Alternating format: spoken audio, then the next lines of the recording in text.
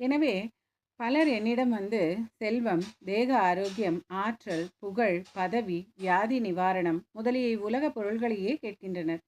இங்கு என்னிடம் வந்து பிரம்மஞானத்தை கேட்பவர் அரிது. இவ்வுலக பொருட்களை கேட்பவர்களுக்கு பஞ்சமே இல்லை.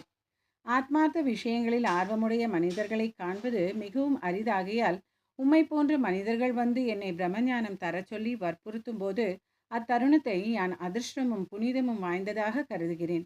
எனவே உடனே மகிழ்ச்சியுடன் உனக்கு பிரம்மத்தை அதன் அனைத்து சுற்றுச்சூழல்களுடனும் பின்னல் சிக்கல்களுடனும் தெரிவித்து தெளிவிப்பேன்.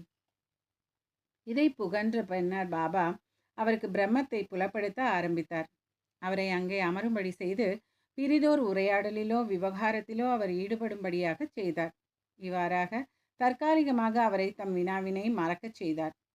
பிறகு ஒரு பையனை கூப்பிட்டு இதன் முழு தொகுப்பிற்கு சேனலை சப்ஸ்கிரைப் செய்யவும். ஓம் சாய்ராம்.